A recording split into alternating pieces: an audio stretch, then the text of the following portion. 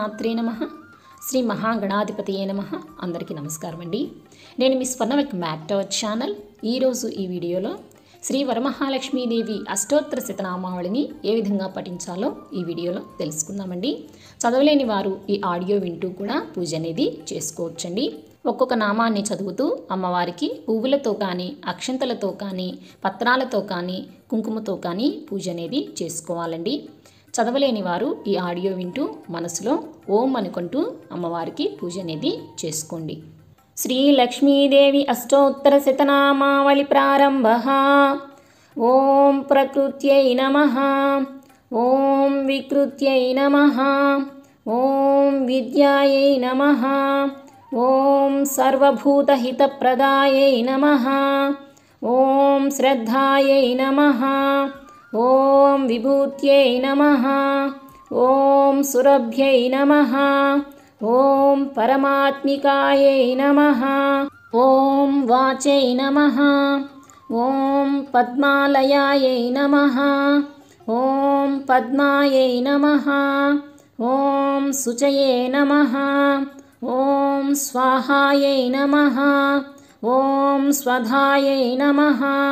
ఓం సుధాయై నమః. ఓం ధన్యాయై నమః. ఓం హిరణ్మయై నమః. ఓం లక్ష్మై నమః. ఓం నిత్యపుష్టాయై నమః.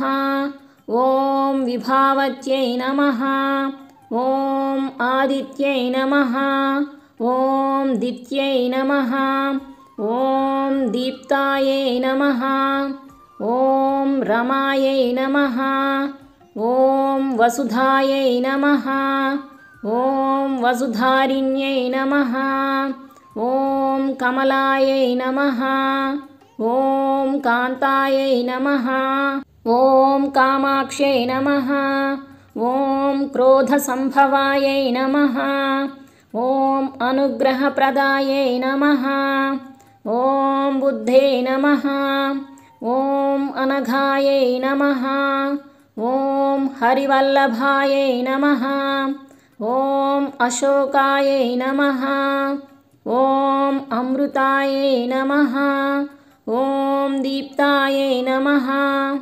ఓం తుష్టయే నమః. ఓం విష్ణుపత్న్యై నమః. ఓం లోకశోకవినాశిన్యై నమః. ఓం ధర్మనిలయాయై నమః. ఓం కరుణాయై నమః. ఓం లోకమాత్రే నమః. ఓం పద్మప్రియాయై నమః. ఓం పద్మహస్తాయై నమః.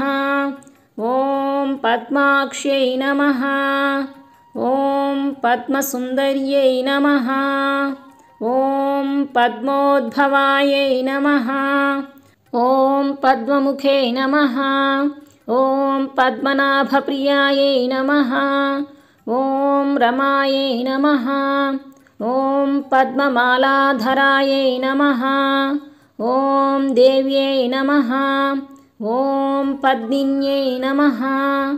ఓం పద్మగంధిన్యై నమః. ఓం పుణ్యగంధాయై నమః. ఓం సుప్రసన్నాయై నమః. ఓం ప్రసాదాభిముఖియై నమః. ఓం ప్రభాయై నమః. ఓం చంద్రవదనాయై నమః. ఓం చంద్రాయై నమః. ఓం చంద్రసహోదరై నమః. ఓం చతుర్భుజాయై నమః. ఓం చంద్రరూపాయై నమః. ఓం ఇందిరాయై నమః. ఓం ఇందుశీతలాయై నమః. ఓం ఆహ్లాదజనన్యై నమః. ఓం పుష్ట్యై నమః. ఓం శివాయై నమః. ఓం శివకత్యై నమః. ఓం సత్యై నమః. ఓం విమలాయై నమః. ఓం విశ్వజనన్యై నమః. ఓం దారిద్ర్యనాశిన్యై నమః. ఓం ప్రీతిపుష్కరిణ్యై నమః. ఓం శాంతాయై నమః.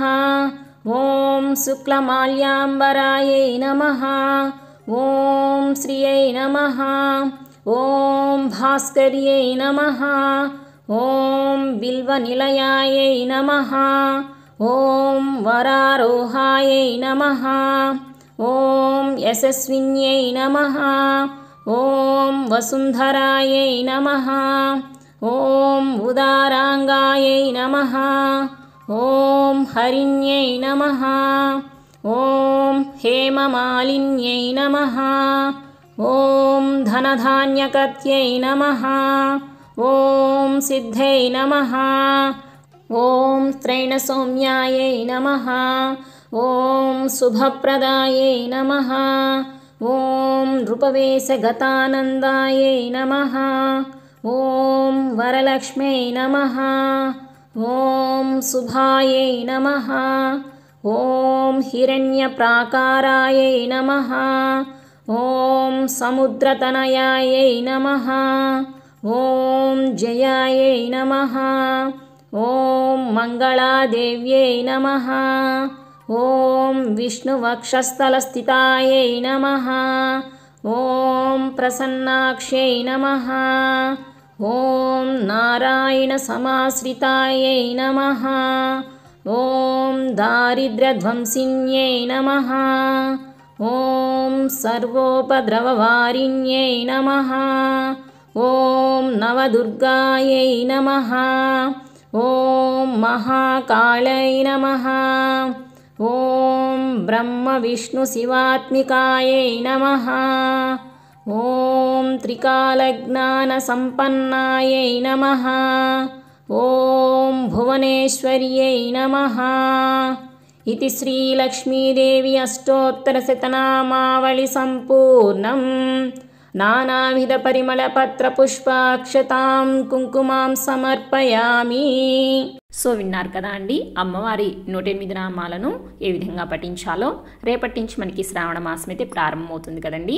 ఈ సంవత్సరం శ్రావణ మాసంలో మనకి చక్కగా 5 శ్రావణ శుక్రవారాలు అయితే రావడం జరిగింది. ప్రతి శ్రావణ శుక్రవారం రోజున కూడా అమ్మవారి ఈ 108 నామాలను చదువుతూ ఒక్కొక్క నామాన్ని చదువుతూ కుంకుమతో పూజ అనేది చేసుకోండి. చదవలేని వారు ఆడియో వింటూ కూడా మనసులో ఓం అనుకుంటూ అమ్మవారికి కుంకుమతో చక్కగా పూజ అనేది చేసుకోవచ్చండి.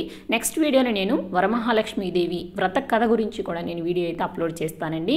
అంతేకాకుండా మన ఛానల్లో అన్ని దేవతలకు సంబంధించిన అష్టోత్తర శతనామావళిని ఏ విధంగా పఠించాలో కూడా నేను ఒక ప్లేలిస్ట్ అయితే చేసి పెట్టానండి. ఎవరికైనా ఇంట్రెస్ట్ ఉన్నట్లయితే ఛానల్ని విజిట్ చేయండి. పూజలకు సంబంధించిన అన్ని వీడియోలు అయితే మన ఛానల్లో ఉంటాయండి.